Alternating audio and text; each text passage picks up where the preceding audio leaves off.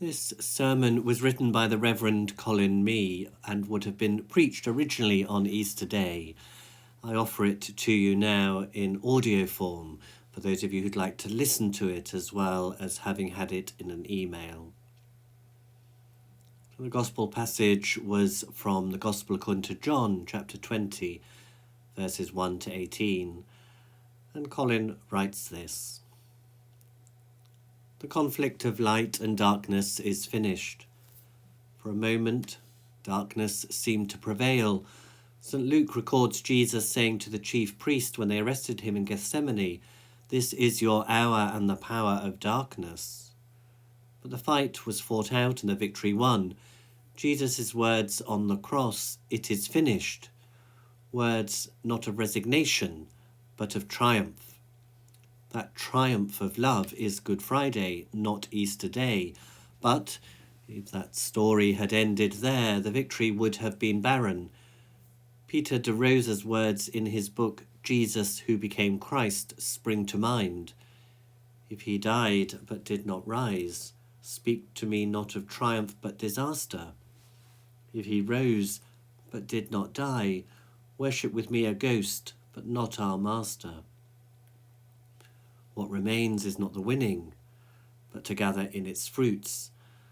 There are many who try to deny Jesus' death and resurrection, try to find a way around it, but Jesus did die on that cross at Calvary, and equally, Jesus did rise again on the third day. Not resuscitation like that of Lazarus, who would have to go through death again. Jesus was raised to new life. The writer in today's Gospel passage uses about 230 words to tell us the tomb was empty. Why go into so much detail? One sentence would surely have sufficed. Jesus Christ had risen from the dead, so, of course, the tomb was empty. Our trouble is that we know the resurrection took place. The whole New Testament does. Every verse of it was written retrospectively, with and because of that knowledge of resurrection. So reading the gospel story is like reading a whodunit, having first had a quick look at the last page. Our current situation regarding coronavirus is one where we do not fully know or understand how measures will progress. What we do know is we have a God who understands and in whom we can trust and have confidence, have faith, have belief in him, the ultimately unknown and unknowable. So, unlike Mary, Magdalene, Peter and John, we do know why the tomb was empty. They were still living with the awful memory of Good Friday. That was the day when their world came to a full stop, the end of life as they had known it. They were in a deep state of shock, numbed by recent events, culminating in the loss of their leader. They would never again see his face or hear his voice. Of that they were dead certain. Perhaps it's possible for us to try in some way to enter into their gloom, their deep despair, having had no Holy Week services in church this year. Jesus' disciples had left him, were behind closed doors for fear of the Jews. Today, millions of us are behind closed doors for fear of the coronavirus, waiting and praying for the outbreak to be controlled and defeated. The news, the realization of Jesus' resurrection, was gradually filtering through to the disciples, but he was not yet ascended. The truths of what he had been telling them during his earthly ministry, his power, his love, would gradually be made clearer. The way to freedom was opening for them, and so too for us, for all of humankind. So too, this temporary power of the virus will be broken. The words of Pastor John Robinson to the Pilgrim Fathers as they were about to sail on the Mayflower keep coming to mind in the hymn based on his words. We limit not the truth of God to our poor reach of mind by notions of our day and sect, crude, partial, and confined. No, let a new and better hope within our hearts be stirred.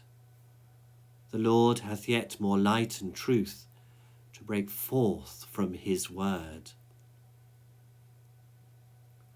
That empty sepulchre is the centre of a great discovery, a great truth, and so the detailed description of it, of the grave clothes, not in a heap, but undisturbed, begin to make sense.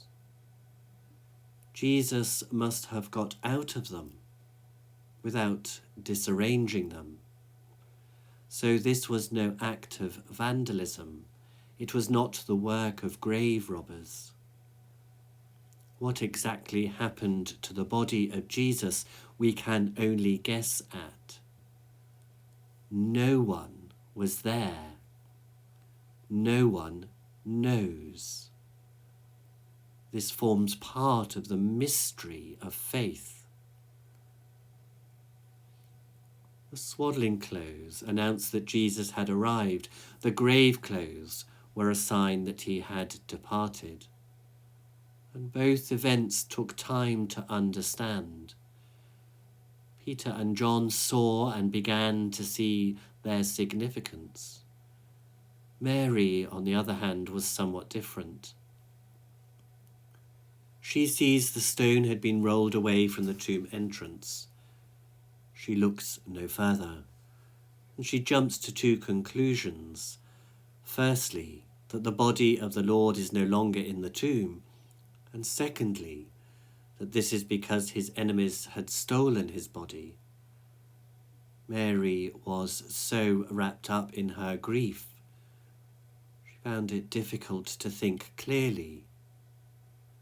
She thought of Jesus quite logically as a dead man. By her statement to Peter and John, they have taken away the Lord. Whereas what was really dead was her idea of Jesus.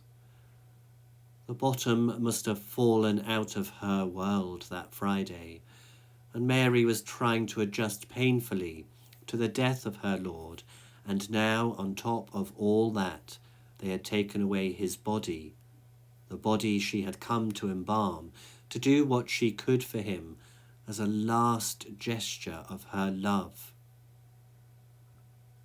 Standing outside, looking into the tomb, her eyes swollen with weeping, and when questioned by the two angels, replies, "They have taken away my Lord," and fails to recognize a third person standing nearby.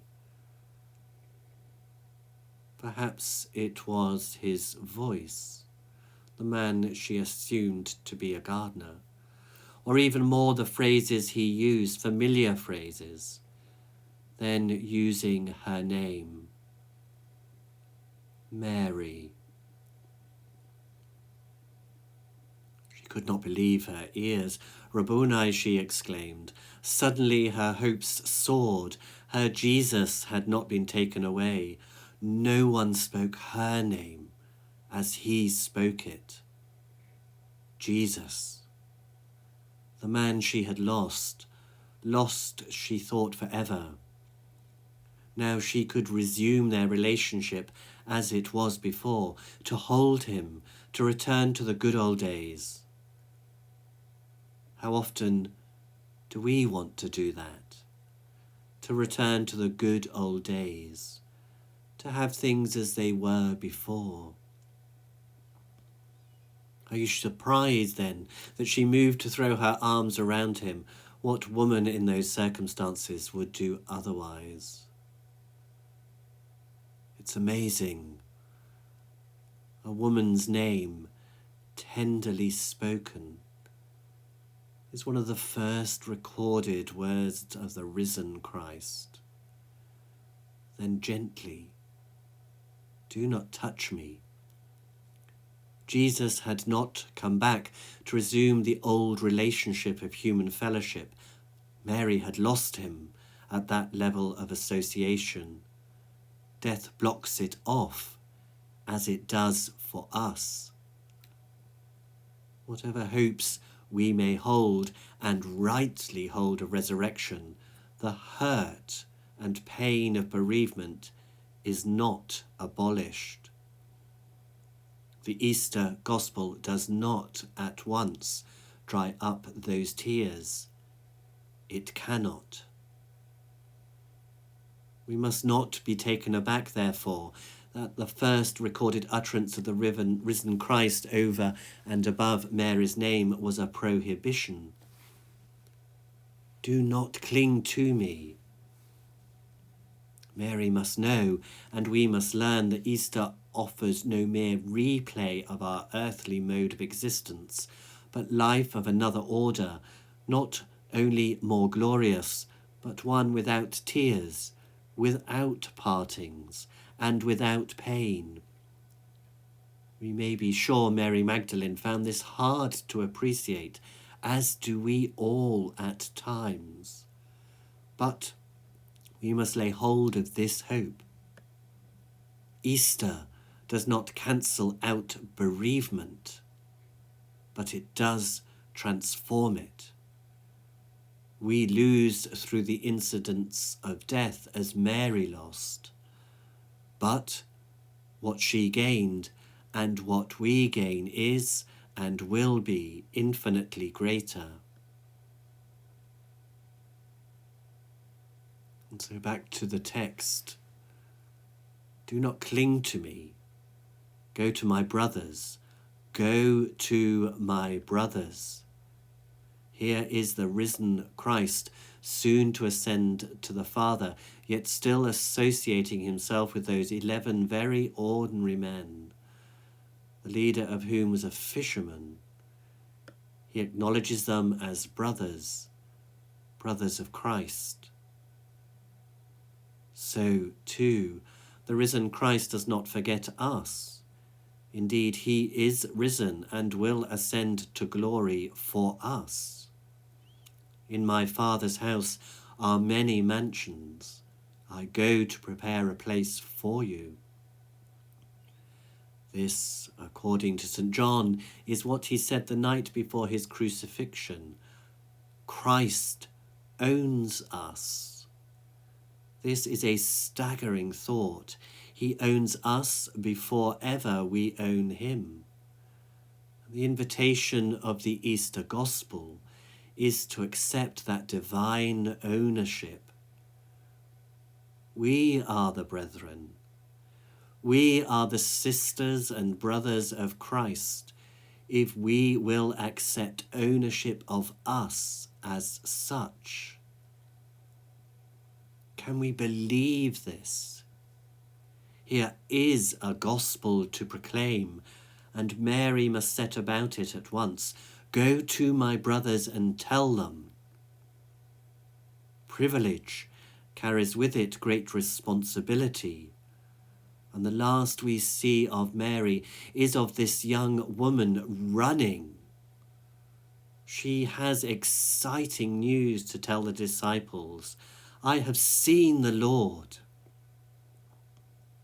Did they believe her? Would you or I have believed her? Do we believe her now? This is still the Easter question. This is the crux of our faith. Amen.